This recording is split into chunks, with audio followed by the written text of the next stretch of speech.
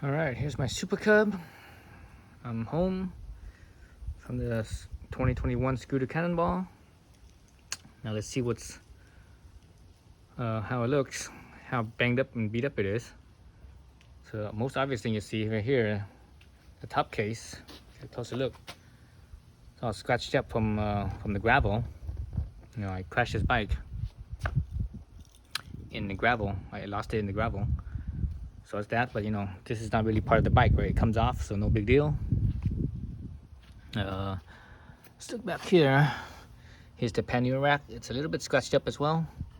But again, this is not really part of the bike, right? It's an aftermarket piece, so it's no big deal. And it's not, you know, it's scratched up a little bit, no big deal. The reflector. Most people actually take off reflectors. And the license plate mounting bracket, it's bent, so I could just bend that back. And the reflectors, it doesn't really matter. Who cares about reflectors? The body here, surprisingly, there's like no scratches here from the crash. You know, I was expecting this whole side to be all scratched up, but it's not. But actually, this little piece right here is, you know, it's pretty easily replaceable, small, so it shouldn't be very expensive compared to say this big plastic piece. So no scratches there. There's no scratches here. You know, whatever scratches here you see is for my boot, like along right here. That's for my boots, right? You know, just from use basically. Obviously the peg right here is all tore up, so I'm gonna get this new peg here. All this right here, you know, the rubber piece, all these pieces here all together is 20 bucks, so it's cheap. Also the peg bar, this bar here, is bent along the side here, and you can see that's why it's bent down. So this is actually pretty cheap too. This is only this whole bar right here is only $27. So you get replace this for 27 bucks, so that's cheap. But actually I might get because this bar is the American version. The American version doesn't come with the kickstand. So I bought this as an aftermarket. This tab right here is aftermarket. I welded it on, and this right here is actually OEM Honda. The kickstand itself, but the tab here that the kickstand mounts to is aftermarket. So what I think I'm gonna do instead of buying the U.S. market or North American market bar without this, I'm gonna buy the Asian market bar. So in Asia, doesn't matter if you go to Japan, Thailand, wherever in Asia, their bar has this already. So it comes with their bike comes with a kickstand. So I think I'm gonna order that from Thailand. So because it's pretty cheap over there from Thailand. So that's that. So you know, 27 bucks for the American one. I'm not sure how much the Thailand one costs. Probably a little bit more because of shipping, but it should be pretty cheap. Let's go back up to the top here. The bar end is a little bit scratched, you see. So you know, it's very minor, no big deal. So I'm not even gonna replace this. I'm just gonna leave it as is because you know it's not you know, it's like minor cosmetics, no big deal. My aftermarket mirror, you know, broke off, so I'm gonna put the original mirror back on. This handguard, you know, the handguard is aftermarket, so you see it's all scratched up. So what I'm gonna do with this is I'm gonna actually sand it down. I'm gonna take some sandpaper and sand this, probably like a 220 grit or something like that, or 400 grit, whatever. Sand it down. Then after I sand it, this is gonna have like a matte finish, and I'm gonna leave it at that. I'm gonna leave it with a matte, you know, a sanded finish, so that way it still looks, it'll look new that way. Let's see. Up front here, now you see all the bugs. Holy cow! Look at all those bugs. All the bug stains. So the leg shield has a little bit of scratches. It's not very noticeable. Down here, I don't think I see any. Maybe from just regular wear. Just like regular wear. I'm gonna have to, you know, I'm gonna have to wash this bike and see to really see what's there. So you'll see after. You know, this is before, and you'll see it after once I wash it. But here I can see some scratches. You see the little scratches right there, along right there. So that's really minor. I'm gonna leave it as is. I'm not even gonna bother with that. Possibly if I can find a paint, like a touch-up paint that's the same color, then I might do that. But otherwise, I'm gonna leave this as is. It's not really real damage. The biggest cosmetic damage on the bike itself is right here where the front fender is. So this whole patch right here, you see it's all scratched up, and that's no big deal. I could just sand it or leave it as it is, or I could actually replace this piece. This piece is actually really cheap. You can buy this whole front fender for I think it was $46 or $47. Basically under 50 bucks for this whole brand new piece. So that's about it. Everything is pretty cheap. That's only real damage on this bike from my crash. I didn't, there's no really other places. The only thing is that it's extremely dirty. You see where the chain is. All the oil I was putting in here, all I did was just add oil. I never cleaned the chain on my whole road trip. I rode over 10,000 miles in 24 days. And the whole time I never cleaned the chain, and actually the chain was actually still clean, because of this chain guard. If I compare it to, say, a chain, on a bike without a chain guard, this chain, as far as cleanliness, it looks like, compared to a bike without chain guard, it looks like a bike without chain guard with, say, 200 miles, maybe 300 miles on it. So that's how clean it looks. So it's really clean for having over 10,000 miles. But again, almost every day, I lube the chain. So that's where all this oil is from. There's a ton of oil in here, so I need to take that off and wash all that stuff out and clean this thing up. So it needs a serious cleaning. And here's all where the oil dripped out from the chain guard, and it hit the tire, and obviously squirted it out. Centrifugal force push it out. Let's see. So it needs a good wash is what this bike needs. So by the way, this rack, or this top box, it held up really well. It's very sturdy. Shad SH40 with the little top rack thing right here. So if you go to the Shad website and you look up this model with this top thing, they actually specifically said that this top box is for like adventure bikes. So it's extra sturdy. So I'm really impressed by this, because most top boxes, with a crash, how hard I crash it, looking at this, most top boxes, it probably would have broken off. Like the top probably would have blown off or whatever. Some things would have been broken. There would have been like cracks in it or whatever. But this one is just scratched. So I'm very impressed by this. It's crash worthiness. Let's see over here. Oh, down on my last pipe, my pants. My rain pants touched here, so that's melted rain pants, and also my riding pants touched here as well. So both pants touched, melted. Oh, I got some scratches here. This is from me parking the bike on dirt or gravel or whatever, where basically the surface wasn't straight, or it was too soft and the bike fell over. That's dumb. I think I have any. No, actually, no, I don't have any scratches on here at all. This one's perfectly good, so it didn't really hit hard. Oh, I do have scratches on this thing though. This, and also my left side handguard, so I'm gonna sand this side down as well, obviously. Oh, the other damage I have, and actually this is okay. This side's okay, feels okay. It looks straight, but this side right here is bent. You can see it's bent down, and over here it actually cracked here, so I actually epoxied it down right in here. Right all the way around here, so it wiggles more too. See that wiggling? This side doesn't. This side this side wiggles, but not anywhere near as much. So I'm not sure if I want to replace this or not. I might just leave it there like that. No big deal. And this one I really don't care either. I mean, I could replace this as well, but it's no big deal. It still works and everything. So those are just character flaws, or Oh, other thing is this aftermarket windshield here that I have. Man, that's dirty, huh? Look at that. Now this was clear, right? It doesn't even look clear anymore. It looks opaque now because so much bug. Those are all bugs. As I was riding in rough roads and really a lot of potholes, this right here, when my fork bottoms out, this windshield right here would actually slam down onto the top plastic. So right here you see all the scratches. What I should have done was I should have put like tape or something down right there to protect this top piece, but oh well. This top plastic cover here is pretty cheap too. It's only like 20, it's like less than 30 bucks as well. So relatively cheap, because this bike is made in Thailand, so the parts are relatively inexpensive. Yeah, otherwise it's really dirty. I just need to wash it. So that's probably what I'm gonna do now.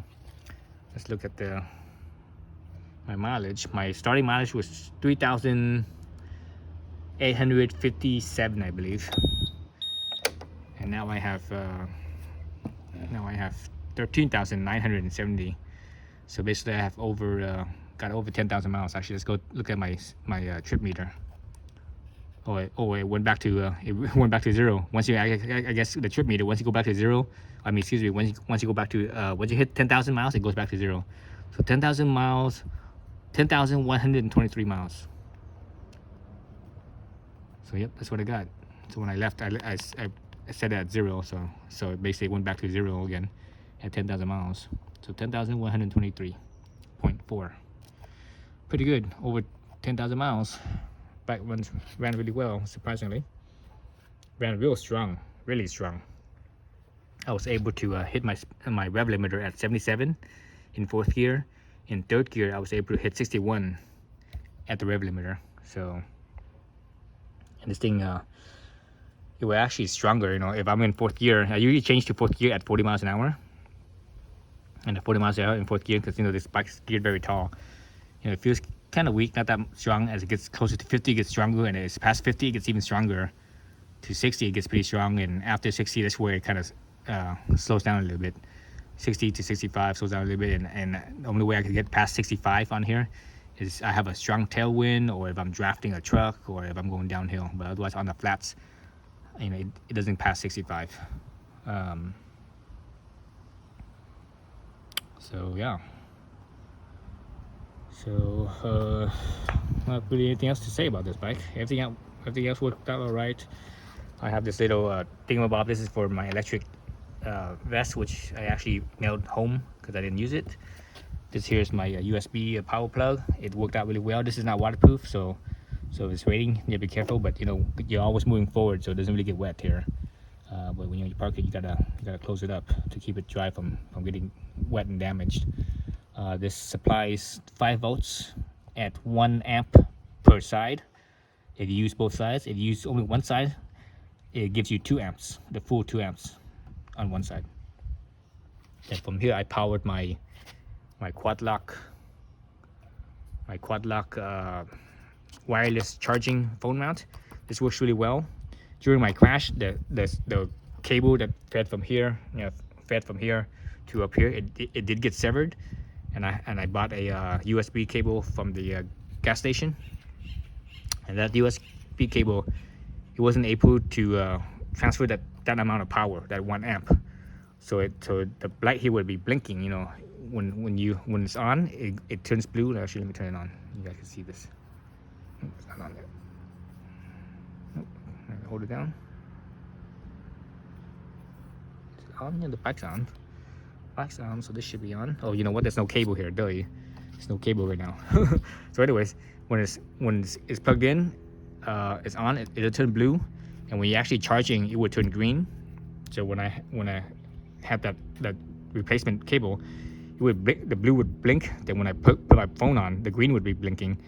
And for a day or so, I didn't know what the hell that meant. So I looked it up, and basically, quad lock says that when that happens, it's just one of two things. Either one, this thing is overheated. Or 2, it's not getting enough power.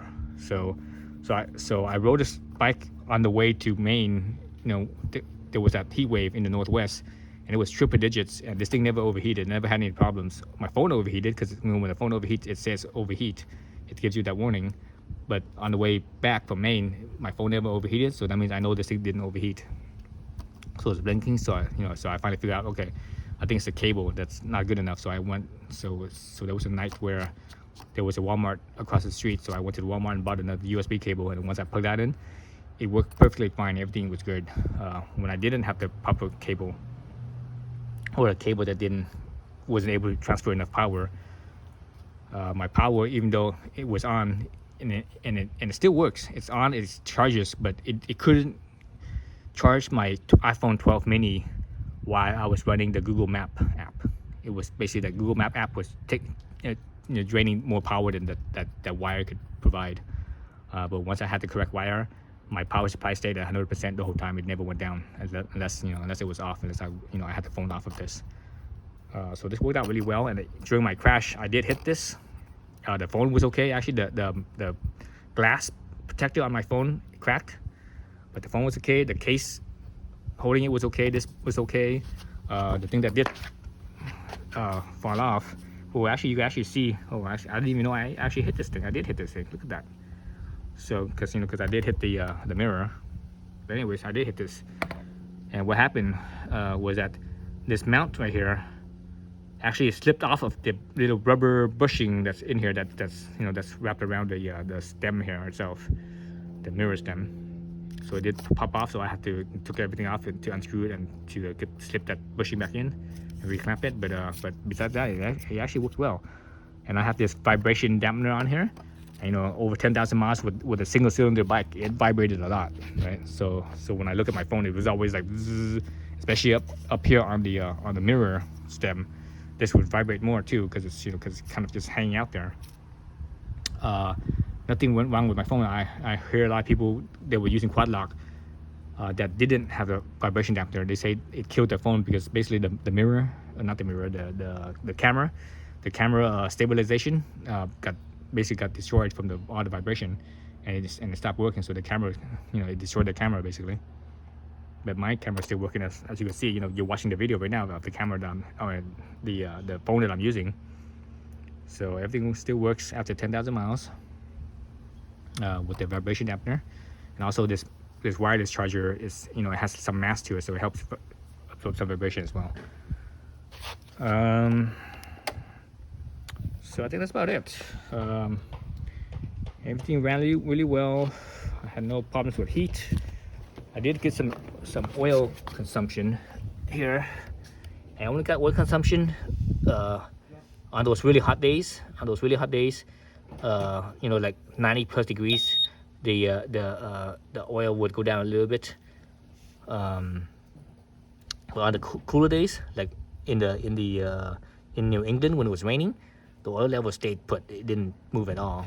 But those 90 plus degree days, it did go down a little bit. The hotter it is, the more it consumed. Also with the oil level, when it's at full, it was a smoother ride, and as the oil dropped, I could actually feel the difference. I could actually feel more vibration. When it dropped to about halfway between the full and the low, the full and low mark, that's when I could really notice it. Then when it gets down to towards the low mark, I could really notice it. So as I'm riding, I can feel the vibration, in my hands, in my feet, basically through the bike. I can feel the vibration, and I that's when I know. I'm like, oh, the oil is starting to drop a little bit. I better check it and top it off. So that's kind of neat. When I was just riding around town, I never really noticed it much, but when you ride 10,000 miles in 24 days, you notice like every little thing. I noticed every little thing that the bike was doing over that time period. I started to basically get in touch with the bike, get in tune with the bike. Let's see what else about this bike. So everything held up really well, surprisingly well. The ABS, I was really impressed with the ABS on this bike. The ABS worked great in the rain, even in dirt gravel roads. There was some section that I was because when you ride that much in such a short period of time, you get sleep deprived. There was some sections where I was like falling asleep, and I was falling asleep in the dirt, and and there was a corner. I'm like, oh shit, I was going too fast. Then I would just go hard on the brakes, and and these tires, they suck, by the way, for dirt ride. I'll talk about that in a minute. I would be hard on the brakes, and I would feel the tire for like a split second slide a little bit, then all of a sudden the ABS kicks in, and it prevents it from sliding, and I slow down surprisingly really well. It doesn't just stop the brakes from working. It actually still slows you down even in the dirt. So the ABS is excellent. I give it a big thumbs up, 2 thumbs up. I was very impressed by it. Very impressive. All right, so here the tires. These are the Michelin Street. What do they call it? Pilot Street. Michelin Pilot Street tires. These tires are pretty good for, you know, because for what this bike is. This tire is great for what this bike is, for street use, for pavement. But in the dirt, man, they suck. When you're riding in the dirt, they couldn't keep straight. You know, they couldn't keep their the tracking straight. The tire would like wander. It would like wander, and it felt really uneasy. So if I compare this to the stock tires, I think the stock tires are some IRCs, whatever tires. The stock tires has that center groove. And from my experience with you know, on these small little bikes with these type of tires, I find that the bikes with those center grooves, neither right at center groove or center rib, where you know there's groove on the two sides of the rib. I find that those tires actually surprisingly work really well in dirt roads, and they stay straight. They don't wander. That's what really surprised me about those type of tires. But you know, those type of tires with the grooves and the center rib, when you're like on pavement, especially concrete, where there's like where the concrete, you know, because the concrete is not smooth, it's usually you can see like a ribbing lengthwise with the road, you know, lengthwise with the road. And when those ribs touch that, it kind of tracks those grooves, and it makes it wander. So that or when you cross a bridge, when you know some bridges, instead of being paved, they have like metal grating. When you cross the bridge, those type of tires, they track the grating, and the wheels kind of like wanders, you know, and tracks those grooves, and it makes it feel kind of uneasy. That same feeling happens with this tire in the dirt. So anyways, so these guys are great for pavement, not very good for dirt at all. The stock tires with the center ribs or center groove works better in the dirt. Now, not to say that those tires are meant for dirt, they're not, but they work much better than this tire does, is what I'm saying. I think that's about it. That's pretty much a summary of the bike, how it performed, you know, what it did. If I were to do, you know, more traveling with this bike, I would probably go with like a slightly taller windshield. So I put this add-on right here, this windshield add-on, and it helps, but it was still not, I don't think it's enough. I think if it was like maybe another 3 or 4 inches taller, it would be perfect. But the way it is right now, it's not quite there.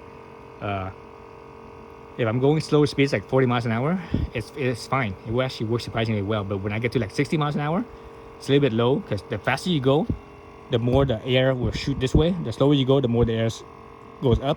All right, as you go faster, the air has more angle horizontal. So at 60, it's not quite enough. It needs to be higher by, you know, like 3 or 4 inches, and it will be perfect.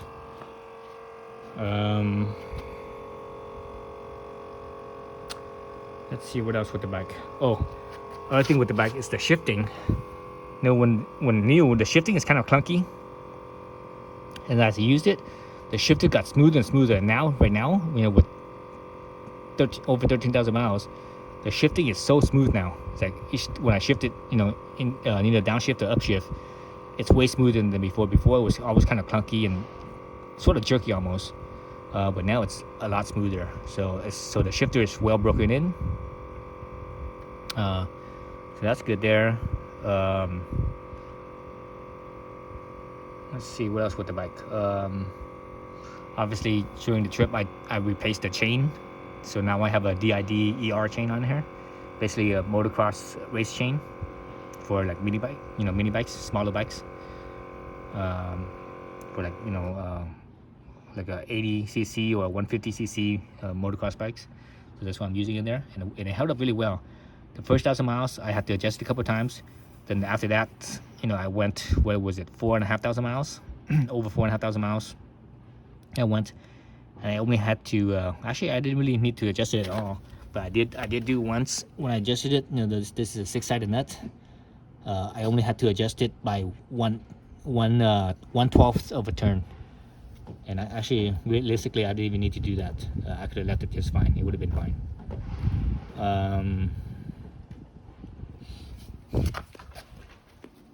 Let's see. So the big wheels on this bike, it really helps with how comfortable it was to ride. because you know bigger wheels could roll over things, over bumps smoother. So that really helped a lot. The ergonomics on this bike was pretty good. You know, I'm 5'6", 5'7" on a good day, and the ergonomics on this bike was pretty decent. It's much roomier. It feels much roomier than my old scooter, my old Honda Elite 110. That scooter was meant for someone that was about 5'4" maybe, and it would be perfect fit for them. But you know, it was a little bit small, a little cramped for me. This one made it feel much roomier, so I actually was more comfortable riding this ergonomically. Again, also the big wheels made it much smoother. The clutch, I checked the clutch and I did not have to adjust it. It was fine. I need to check the clutch again, see how it is, but I suspect that it's still fine, because the thing is, even though I did over 10,000 miles in less than a month, most of that was just going the whole time. You know, there wasn't a whole bunch of dead stop. You know, starting from a dead stop. So like it's not like that was 10,000 miles worth of stop and go riding, you know, city riding. It was stop and going. That's where the clutch wears out. You know, if you're just moving the whole time, constantly moving, the clutch is not gonna wear out. You know, it's just like cars that spend their whole life stop and go traffic. The clutch will wear out really fast. Whereas cars that spend most of the time on the interstate, the clutch will last a very long time. Let's see. I think that's about it. I can't think of anything else now to go over the bike. Oh, I guess the biggest negative, one of the biggest negative of this bike for traveling is the gas tank, or the size of the gas tank. You know, only holding 1 gallon. I had to stop. You know, at Cannonball pace, I had to stop every 60 to 70 miles because